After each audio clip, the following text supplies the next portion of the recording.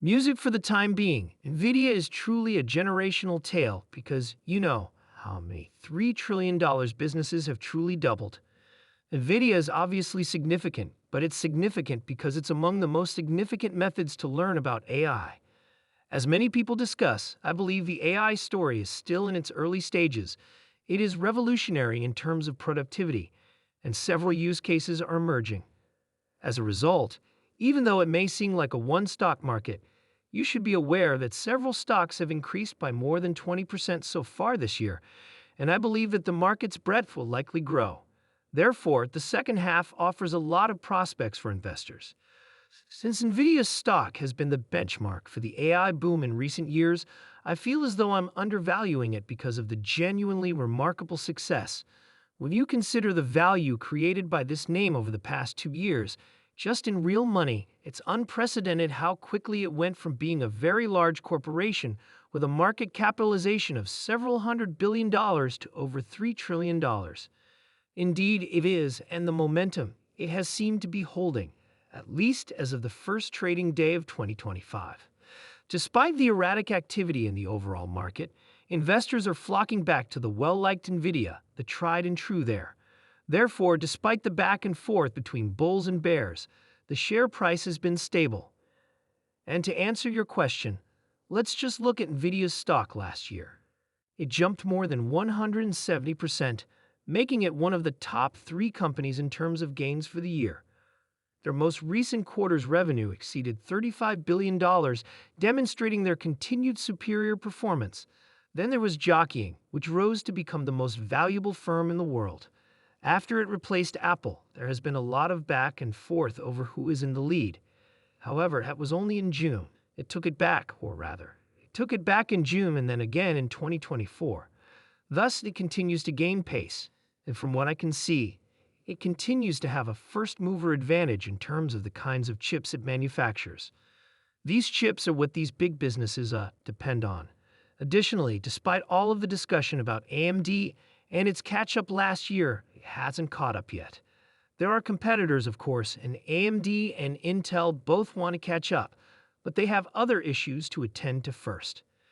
AMD may be close, but if you're looking for chips that are less demanding than, say, Blackwell or its predecessor Hopper, some firms are beginning to look at the Broadcoms of the world, and we saw that reflected in its share price.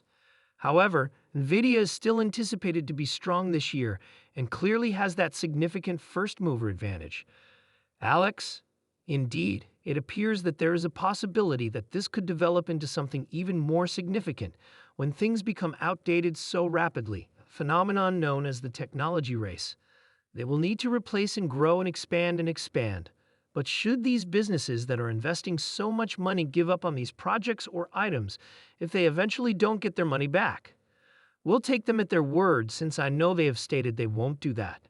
However, considering how much money is being spent on this, you would expect that eventually they would want to see actual tangible dollars and cents in return. However, Nvidia is still in a good position to profit at the proper moment. I believe that this puts what I was trying to say into perspective, and it's not just about the past 2 years. For the sole reason that he deserves credit, this was an expose by John Erkman. Man, I'm not sure if you noticed, but this list of names indicates the worth of $1,000 invested 10 years ago. Nvidia is at the top, of course, at $272,000 and change. In 10 years, the stock increased more than 270 times. And we're not referring to some new microcap firm. We are discussing one of the world's largest corporations. In all honesty, it is unprecedented. It's true, and if you consider the company's beginnings and the concept behind it, making these GPUs primarily to supply the power required for gaming, it has now evolved into what is required for the race to dominate AI, with the US naturally hoping to maintain its leading position and Nvidia being able to hold the top spot. They're supposed to keep stoking that. This year, will they retain the crown? That is still up in the air. In my opinion, there's a good likelihood that they will remain in the forefront of that. However, you make a valid point when you mention other changes we've witnessed, such as Nvidia's strength or growth, which even knocked Intel off the Dow. That speaks something, especially considering how old the firm is and how powerful it was formerly. Here, we will take a look at the future and discuss what 2025 might bring in more detail. However, I have another item of information to share with you. Since my career really took off in 2015, there was some market volatility from 2015 to 2016. Nevertheless, I recall thinking when I arrived in 2016 that, this Nvidia stock is, pretty expensive relative to where it's been, and a sell-off did occur. In the first quarter, it sold off by almost 25%. Do you know the current split-adjusted price for that? From around 80 cents to 60 cents, it's sold off. The amount of progress this stock has made in such a short period of time is unbelievable. Video games, cryptocurrency, and now, most significant of all, the AI surge. Investors have been pleasantly surprised, and the year is off to a great start as well, up 1% even if the market is currently hitting new lows. I am certain that there are innumerable investment notes here, and I am certain that there was this one as well. What do you think of that? Yes, I am aware of a report that appeared in the Financial Times, stating that Nvidia invested $1 billion in AI companies in 2024, spanning 50 startups and multiple corporate deals. This is more than the previous year, when they spent $872 million across fewer than 40 startups and deals, etc. For that reason, it demonstrates that they have enough money in their war chest to make investments based on their demand and growth. Yes, they are now a player. We've seen businesses like Alphabet through its other bets category, as well as firms like Apple and Microsoft. They don't necessarily need to come up with the concepts anymore. They're one of the companies that has the money to accomplish something like this. They may simply purchase the startups that are making these various innovations and do it early enough to benefit from them later on. The rich get richer is a common narrative. However, Nvidia entered this group of businesses. That specific statistic you just mentioned, in my opinion, emphasizes the fact that it is a true player at the table.